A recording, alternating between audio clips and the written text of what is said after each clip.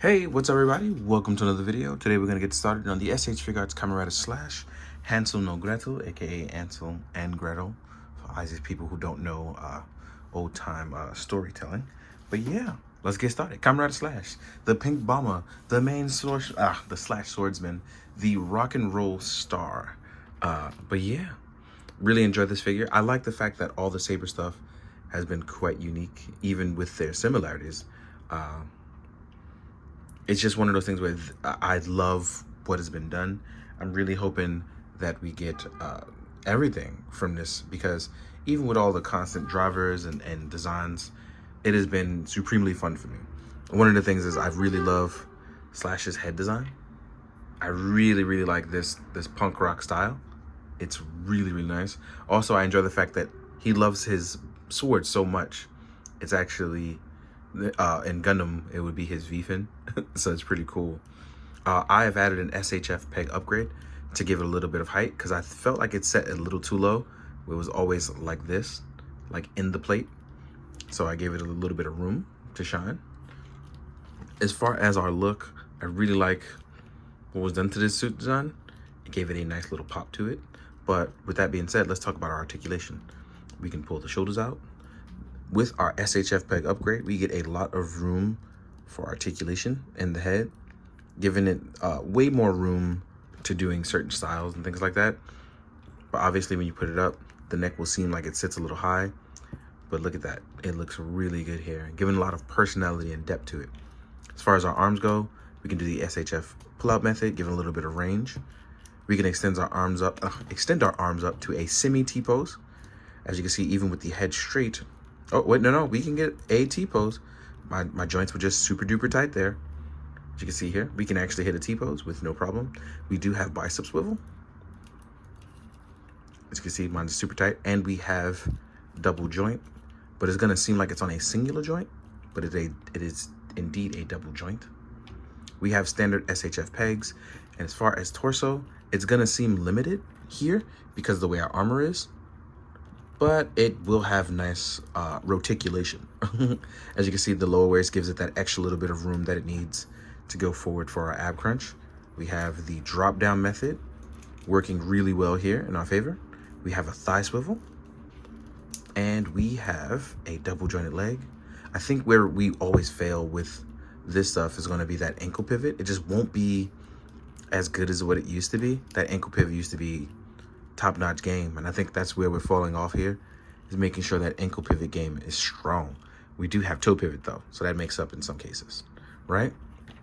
So being able to get into certain styles with Slash is going to be very important, because you want to emulate stuff from the show, or you just want to emulate style. And like I said, if I had his sword hand here, this would be a very easy style, sort of like the fencing style he takes up for a couple episodes. When he gets very defensive, kind of repels every attack. So I like that we can actually do this. Then we have a more traditional, if you want to get into a fight stance without the swords, because you can take on anybody if you want to, right? So like I said, that ab section takes on a new life when you realize the mobility of the figure itself is actually all the moving parts moving together really nicely. As you can see here, it looks really good. Now we're gonna talk about those accessories very quickly. It's a very short video, it doesn't come with a lot, but I already left his hand on his sword, right? So we have that one hand there. This is also going to double as our trigger hand. So we have a trigger hand and the regular sword hand. We have our sword for Slash. We have our Wonder Ride book, which sits right inside. The Wonder Ride book, I added SHF upgrade stickers. It could come out. I have stickers on both sides. And we could pop that back in, so that way you can henshin. But yeah, let's take a quick look with the sword in hand.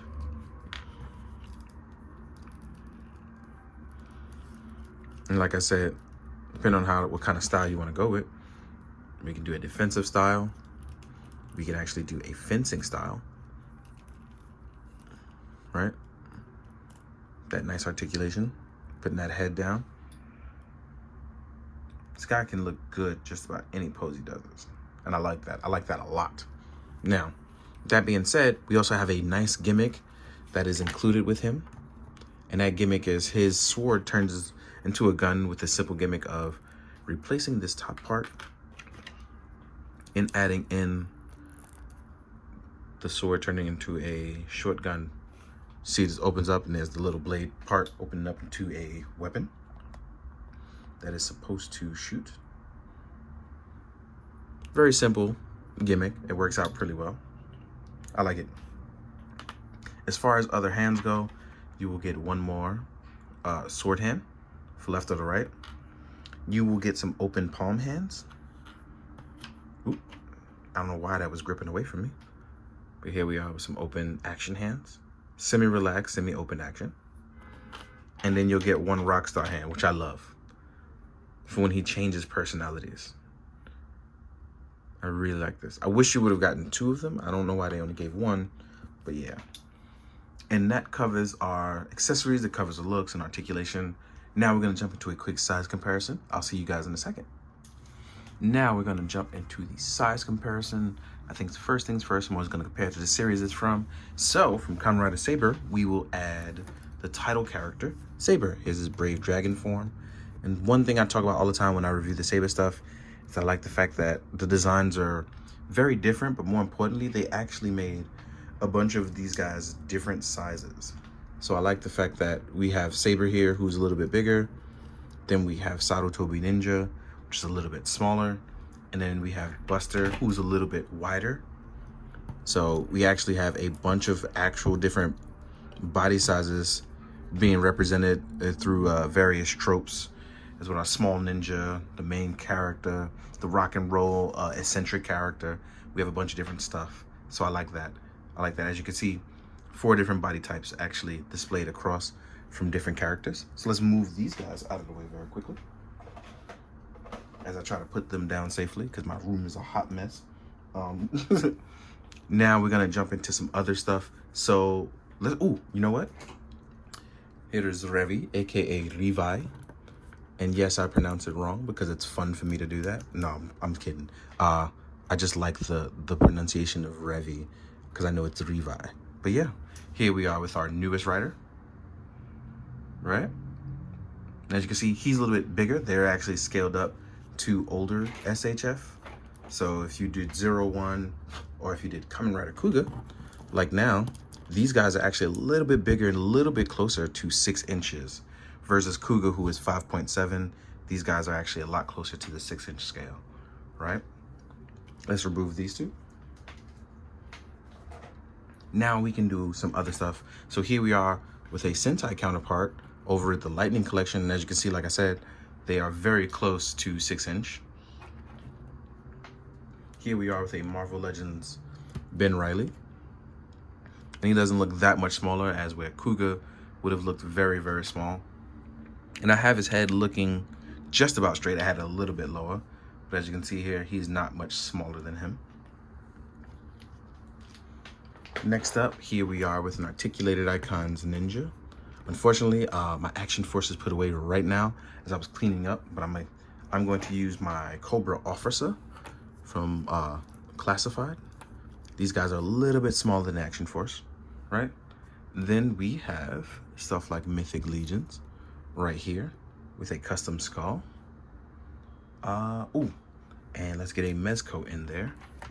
So last but not least, here is Mezco Ichigo on a black skull body. I'm gonna make him a detective now. He's modernized himself. He's no longer a samurai. He's the blonde detective, which sounds ridiculous, right? And just because I want to do some kaiju, here we are with a Lightning Collection monster, the Eye Guy. One blind guy and one guy full of eyes. I couldn't make this up, and I did though. I still somehow managed to make this very ironic. But yeah, here we are, guys. But thank you guys for watching this quick Kamen Rider review. I hope people are out there trying out more stuff. I see you animated, trying out Kamen Riders, enjoying yourself. And all those people who buy Kamen Riders from watching my videos or try them out or even try out the series, thank you guys for trying it out. I know it's not easy to try something new, especially when it's scary and it has a 50-year history and you don't know where to begin. Thank you for sitting down and just going, that one looks cool, and giving it a shot. I appreciate it. It means a lot that you're trying new things. Because if you can try new things, that means you can learn new things. And that's always a plus.